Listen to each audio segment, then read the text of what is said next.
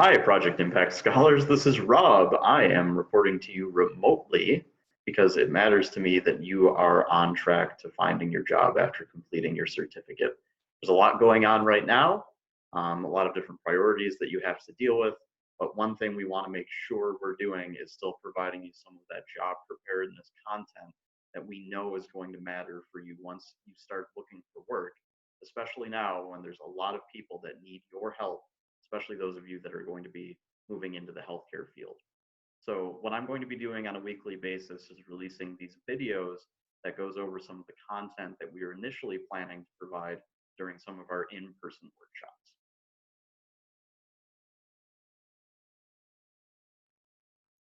So what will we be covering? We'll be going through this entire building blocks for career development over these next few weeks. So what have you already done? You've already declared a major. Congrats, you're on track towards moving into a field that you want to be going into. What are we going to be covering today is identifying potential employers that you'll be looking for work through and trying to identify what skills those employers are looking for and perhaps, very likely, skills that you already possess that they're looking for. So where do we go to look for these jobs? LinkedIn is an awesome resource for doing this. You don't have to have an account to search for work. You can just Google LinkedIn jobs and then scroll down past the promotion section and just click the link that's highlighted next to the arrow here that's just LinkedIn job search. Now, what will you be putting into the job search? Here's some job search vocabulary. First, name of the field is a great one to go for. The example here is phlebotomist.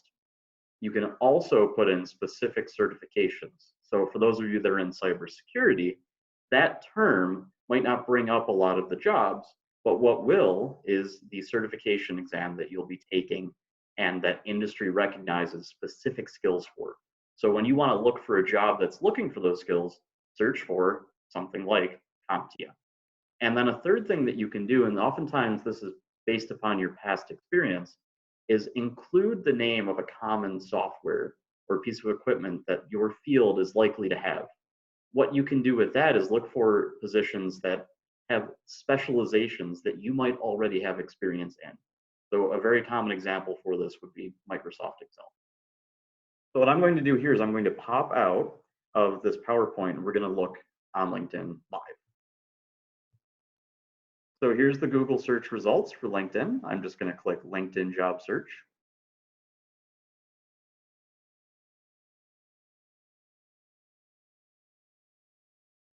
And you'll have these bars that come up for you to be able to insert information into. It just takes a minute to load. So you'll see down below that I have job searches that I've already done recently. Part of that was to prep for this video. So what I'll do now though is I will start from scratch. So let's try phlebotomist. You'll see recommended results come up. Those are okay to grab as well. And if you'll see within these, there's actually some of those specialization keywords that are included. But I'll just search for generally phlebotomist. What I also want to do is select the city that it will be in. So let's pick Chicago.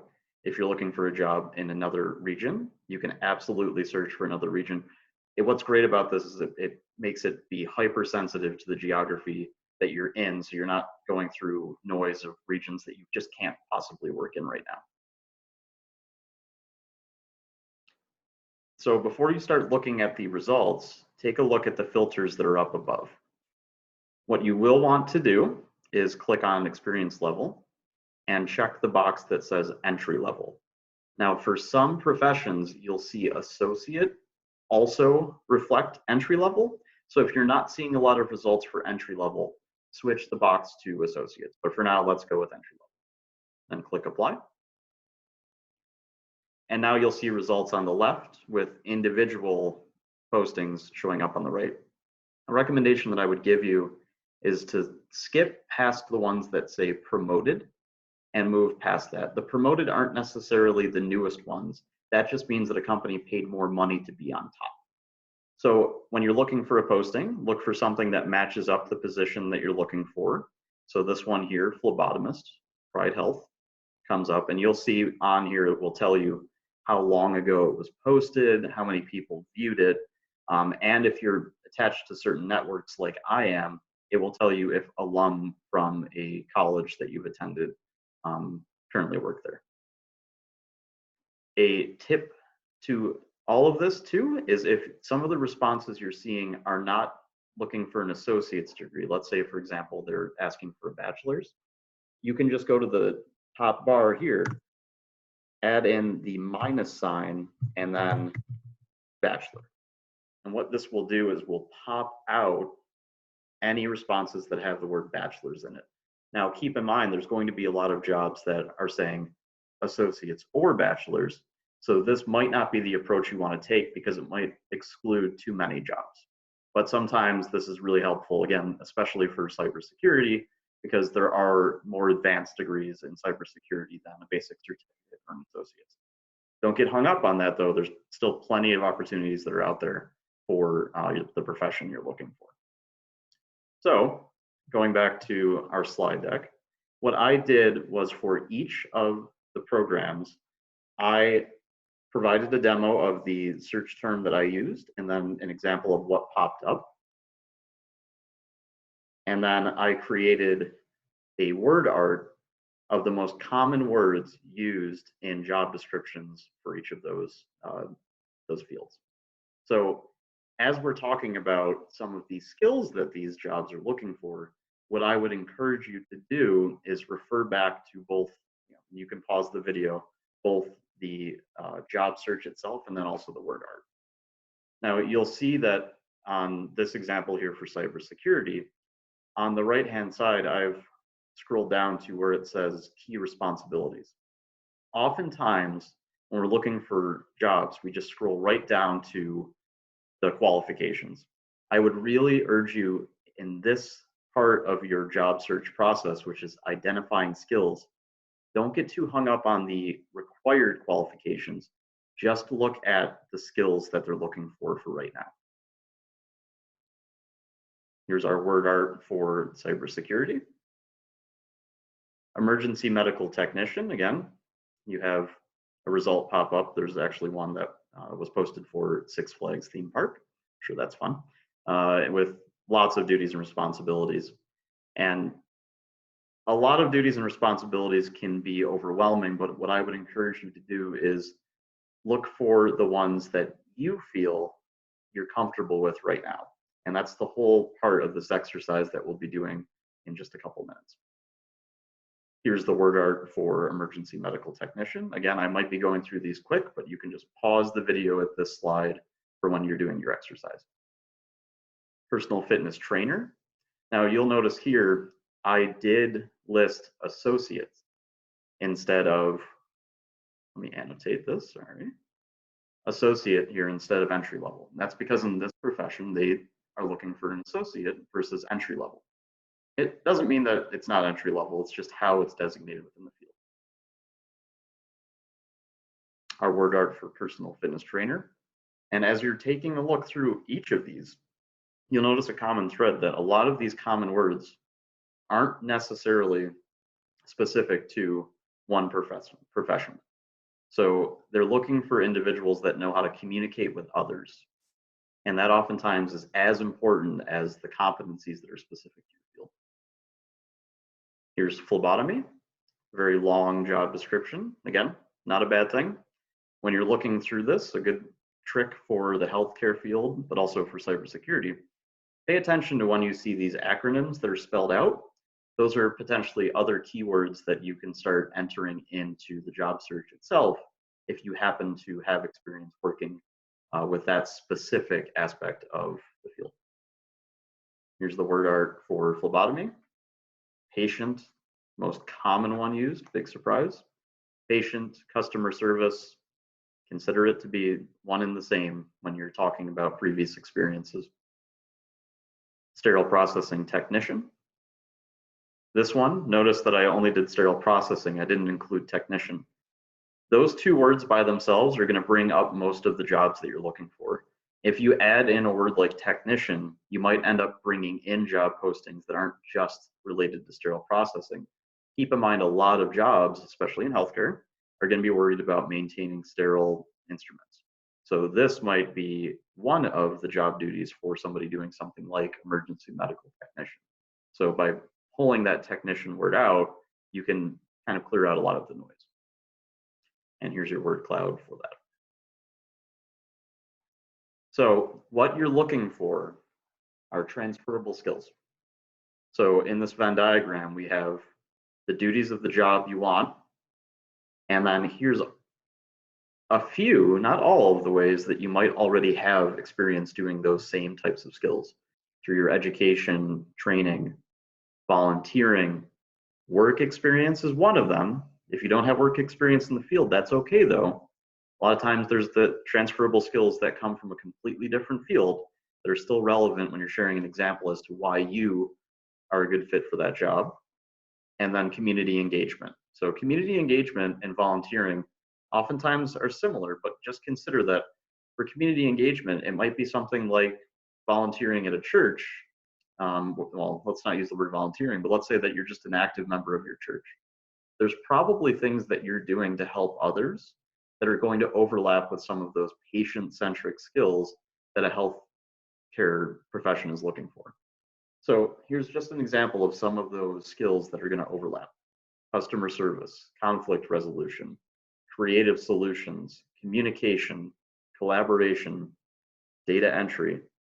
All of these are skills that the duty of the job you want are going to want out of the person that they're interviewing. And none of these are wholly unique to the healthcare or the computer science field. So when you're thinking about those skills that you've seen listed in the job posting, or those common words used within the word cloud. So here I see the word process, being able to follow a strict process to the letter.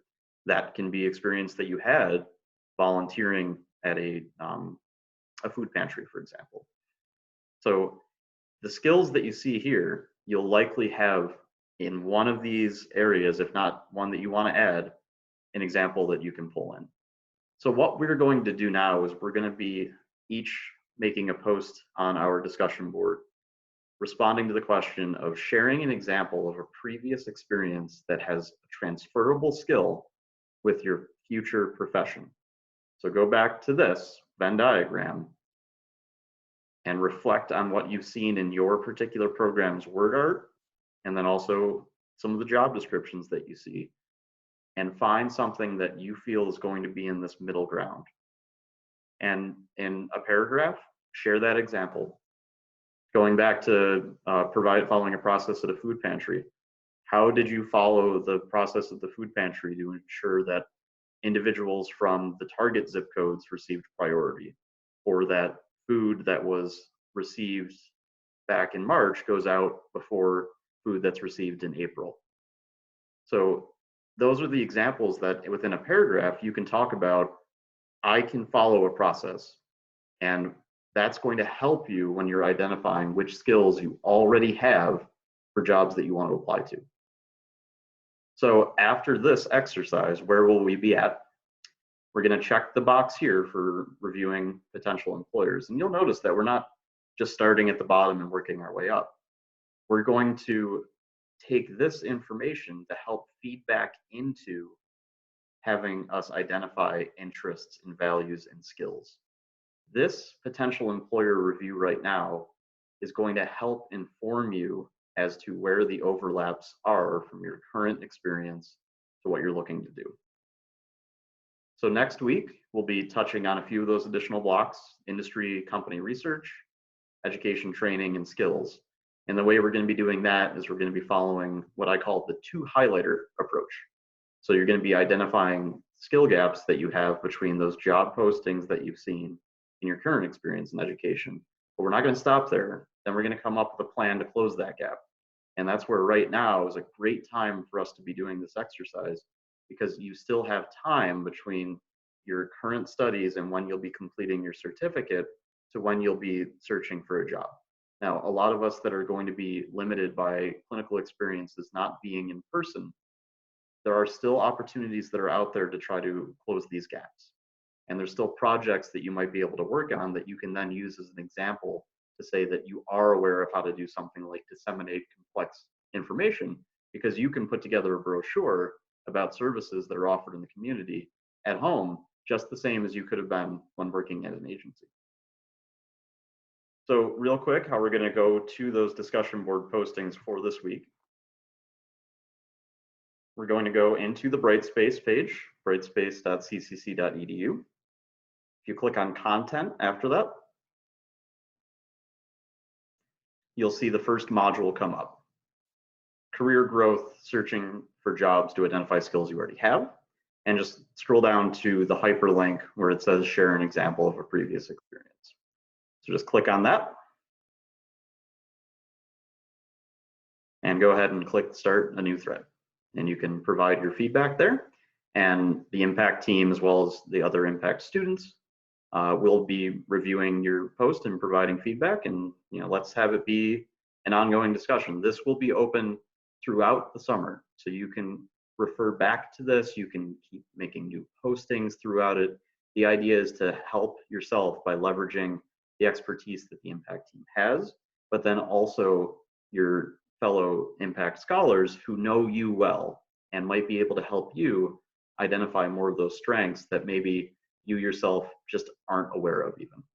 So we'll be seeing each other every week. We can have these discussions in person too during our MPACT office hours. So I know that our MPACT office hours are back on the course homepage. And they're just in this file here.